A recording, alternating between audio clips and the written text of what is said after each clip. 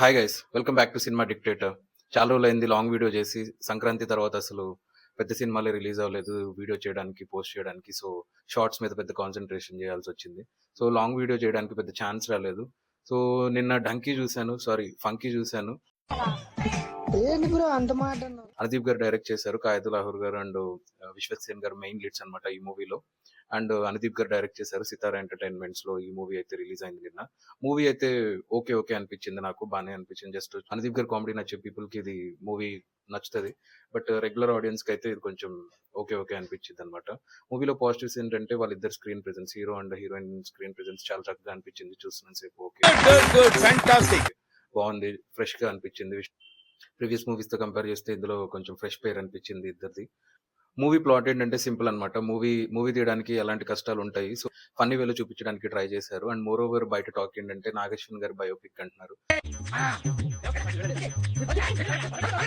నాగేశ్వన్ గారు అంటే మన కల్కి మూవీ తీశారు కదా, ఆయన ఆ డైరెక్టర్ గారి బయోపిక్ అంటున్నారు. బేసిక్ గా అనుదీప్ గారు అండ్ నాగేశ్వన్ గారు మంచి బెస్ట్ ఫ్రెండ్స్ అనమాట. సో ఆయనే ఈ బయోపిక్ తీశారని చెప్పి చాలా మంది టాక్ అయితే ఉంది. సో బేసిక్ గా నాగేశ్వన్ గారి స్టోరీ ఏంటంటే ఆయన ఫస్ట్ సినిమా అశ్విని దత్ గారి ప్రొడక్షన్ లో చేశారనమాట. బట్ కట్ చేస్తే వాళ్ళ డాటర్ ని మ్యారేజ్ చేసుకున్నారు నెక్స్ట్. సో ఇందులో కూడా అలాంటిదే ఫన్నీగా మూవీ తీస్తూ టైంలో లాస్ట్ కి హీరోయిన్ కూడా ప్రొడ్యూసర్ గారి డాటర్ అనమాట. సో అలా ఇలా సిమిలర్ గా అనిపించింది, అందుకనే అలా రిలేట్ చేస్తున్నారు. బేసిక్ గా నెగిటివ్స్ అంటే ఇది ప్యూర్ అనుదీప్ గారి స్టైల్ ఆఫ్ కామెడీ అనమాట. బేసిక్ ఇక్కడ ఏం జరుగుతుందంటే, ఇప్పుడు మూవీ అంతా ఒక వన్ లైనర్స్ నడుస్తూ ఉంటే అవి అర్థం చేసుకొని నవ్వే లోపు అవి అర్థం చేసుకొని నవ్వుదామని స్టార్ట్ చేసుకునే లోపు ఇంకొక వన్ లైనర్ పడిపోతుంది. నవ్వే గ్యాప్ ఉండదు బేసిక్ గా. సో అది కొంచెం మిస్ఫైర్ అయినట్టు అనిపించింది నాకైతే. అండ్ ఇంకా నెగిటివ్స్ వస్తే సినిమాలో లాజిక్స్ మ్యాజిక్స్ ఏముండో, జస్ట్ కూర్చొని నాగవంశీ గారు చెప్పినట్టు జస్ట్ వచ్చి నవ్వుకొని వెళ్ళడానికి అనమాట మూవీ. ఇందులో అయితే మ్యాజిక్లు లాజిక్లు వెతకడానికి అయితే స్కోపే లేదు. జస్ట్ వచ్చి ఒక 2.5 hours కూర్చొని అనుదీప్ గారి స్టైల్ ఆఫ్ కామెడీ ఎంజాయ్ చేసే పీపుల్ కి అయితే ఇది నచ్చుతుంది. అండ్ రెగ్యులర్ ఆడియన్స్ కి అయితే ఇది నచ్చదు most of the thing. Anudeep గారి స్టైల్ ఆఫ్ కామెడీ ఎంజాయ్ చేసే పీపుల్ కి అయితే ఇది బాగా నచ్చుతుంది. నెక్స్ట్ అనుదీప్ గారి మూవీ రవితేజ గారితో అని చెప్పి టాక్ నడుస్తుంది.